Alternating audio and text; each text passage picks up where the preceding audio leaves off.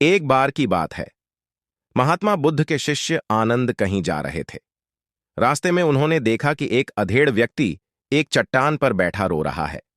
वे उसके पास गए और बोले, क्या बात है वत्स? तुम कौन हो और क्यों रो रहे हो? आनंद की बात सुनकर उस व्यक्ति की सिसकियां थम गईं। वह अपने आंसुओं पोंछता हुआ बोला, मैं पास के गांव का रहने वाला एक बदनसीब व्यापारी हूं। मैं जो भी काम करता हूं वह बिगड़ जाता है। व्यापार के चक्कर में मैंने अपनी पत्नी के गहने गंवा दिए। मैंने अपने परिवार को भी खो दिया। यहां तक कि मेरा घर भी गिरवी पड़ा है। मुझे तो लगता है कि मैं किसी काम का नहीं हूं। मेरी किस्मत ही खराब है। उसकी बात सुनकर आनंद बोले, तुमसे किसने कहा वत्स कि तुम्हारी किस्मत खराब है? जरा मैं भी तो जानूं कि तुम्हारी किस्मत में क्या खराबी है। वह व्यक्ति बोला, पहले मैं खेती करता था, पर हर साल उसमें घाटा होता था। कभी सूखा पड़ जाता तो कभी ज्यादा बारिश के कारण फसल बर्बाद हो जाती। इससे परेशान होकर मैंने व्यापार करने का निश्चय किया। मैंने पत्नी के गहने बेचकर अपना व्यापार शुरू किया, लेकिन मेरा व्यापार नहीं चला। शुरू शुरू में परिवार वालों ने मेरा साथ दिया, लेकिन जैसे जैसे मुझे नुकसान होने लगा, मेरे परिवार वाले भी मुझसे दूर हो गए। मैं यह सब उनके लिए ही कर रहा था, लेकिन अब वे लोग मुझे देखकर नजरें फेर लेते हैं और मुझे ही मेरे परिवार की दुर्दशा का जिम्मेदार ठहराते हैं। उस व्यक्ति ने एक लंबी सी सांस ली और फिर बोला, मेरा एक मित्र है। उसने भी मेरे साथ अपना व्यापार शुरू किया था। उसका व्यापार अच्छा चल रहा है। वह जब भी मेरे घर आता है तो अपनी सफलता की कहानियां सुनाता है। उसकी बातें सुनकर मेरे घर वाले भी कहते हैं कि उसे देख और कुछ सीख। हमें तो लगता है कि तेरे वश का कुछ भी नहीं है। उन लोगों की बातें सुन सुनकर अब तो मुझे भी लगने लगा है कि शायद मेरे वश का कुछ भी नहीं है।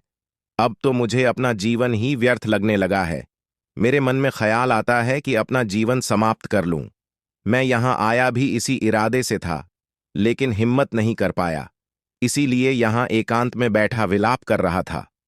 आनंद बोले, ओह, तो ये बात है। वैसे क्या तुम इसके अलावा कुछ और भी कहना चाहते हो? उनकी बात सुनकर वह व्यक्ति बोला, एक ओर मेरा हर काम खराब हो जाता है, दूसरी ओर मेरा मित्र है जो हर समय मुझे नीचा दिखाने का प्रयत्न करता रहता है। मुझे समझ में ही नहीं आता है कि मैं क्या करूं। आनंद बोले, क्या तुम अपने मित्र की बातें सुनकर दुखी हो जाते हो? उनकी बात सुनकर वह व्यक्ति बोला, एक ओर मेरा हर काम खराब हो जाता है, दूसरी ओर मेरा मित्र है जो हर समय मुझे नीचा दिखाने का प्रयत्न करता रहता है। मुझे समझ में ही नहीं आता है कि मैं क्या करूं। हाँ, मैं उसकी बातें सुनकर स्वयं दुखी हो। आनंद बोले, क्या तुम अपने मित्र की बातें सुनकर दुखी हो जाते हो? हाँ, मैं उसकी बातें सुनकर स्वयं दुखी हो जाता हूं, उस व्यक्ति ने जवाब दिया। आनंद ने पूछा, तुम्हें किस बात का दुख होता है, अपने असफल होने का या फिर मित्र के सफल होने का?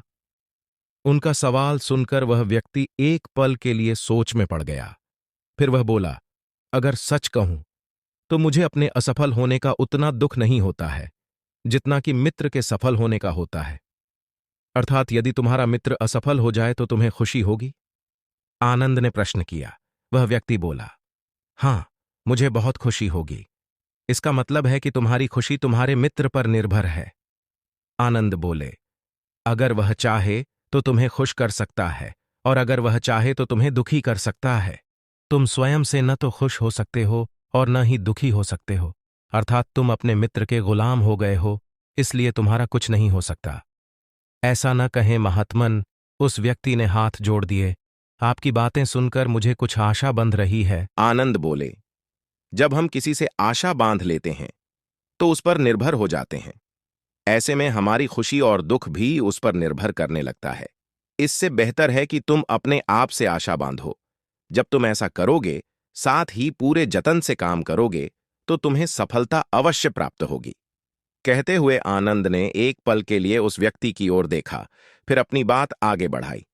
तुम्हें लगता है कि तुम्हारा मित्र तुम्हें दुखी करने आता है, पर अगर विचार करो तो वह बातें तो सच्ची ही कहता है। वह अपने संघर्ष और अनुभव की बातें बताता है। तुम उन बातों से बहुत कुछ सीख सकते हो। तुम्हें इसके लिए उसका धन्यवाद करना चाहिए कि तुम्हें घर बैठे कुछ अनुभव मिल रहे हैं। तुम उन अनुभवों का लाभ उठाओ, नई शुरुआत करो, कर्म करते जाओ, हार मत मानो, एक दिन तुम्हें सफलता अवश्य मिलेगी। आज तुम जिसे अपना बुरा वक्त या बुरी किस्मत कह रहे हो, एक दिन यह बदल जाएगी। इसी के साथ तुम्हारे विचार भी बदल जाएंगे। और देखना, जब तुम्हारा अच्छा वक्त शुरू होगा, तब तुम्हारा मित्र भी तुम्हें अपनी सफलताओं की कहानियां नहीं सुनाएगा, तब वह अपनी असफलताओं की बातें बताएगा, ताकि तुम उसकी बातें सुनकर भ्रमित हो जाओ, तुम्हारा आत्मविश्वास हिल जाए और तुम गलत निर्णय ले सको। लेकिन उस समय भी तुम्हें अपनी बुद्धि का प्रयोग करना होगा। तुम्हारा मित्र जैसे आज तुम्हें दुखी करने आता है, उसी तरह उस समय भी वह तुम्हें दुखी करने आएगा, क्योंकि जिस तरह उसे दुखी देखकर तुम्हें मजा आता है, उसी तरह उसे भी तुम्हें दुखी देखने में उतना ही मजा आता है। वह व्यक्ति बोला, आपने सही कहा, लेकिन मेरा सबसे बड़ा दुख यह है कि मेरे परिवार के लोग भी इसमें शामिल हैं। वास्तव में मैं तो अपने परिवार के लिए अच्छा करना चाहता था, लेकिन वे लोग भी मेरी बात नहीं समझते हैं। वे भी मुझे गलत कहते हैं और अब तो वे मेरे साथ भी नहीं हैं। आनंद बोले, मैं सब समझ गया। तुम सांत्वना चाहते हो। वास्तव में इस दुनिया में सभी लोग सांत्वना ही चाहते हैं। हम चाहते हैं कि हम जब भी कुछ करें तो लोग हमारी प्रशंसा करें, लेकिन आमतौर से ऐसा नहीं होता है, इसलिए हम दुखी हो जाते हैं। हमें लगता है कि हमारे मित्र, परिवार वाले सब मतलबी हैं। लेकिन तुम अगर किसी को अपना परिवार मानते हो और उसके लिए कुछ करना भी चाहते हो, तो तुम्हें ऐसा क्यों लगता है कि तुम दूसरों के लिए कुछ कर रहे हो? वास्तव में तुम अपनी खुशी के लिए कर रहे हो। इसलिए परिवार के लिए कुछ करना वास्तव में अपने लिए ही करना होता है।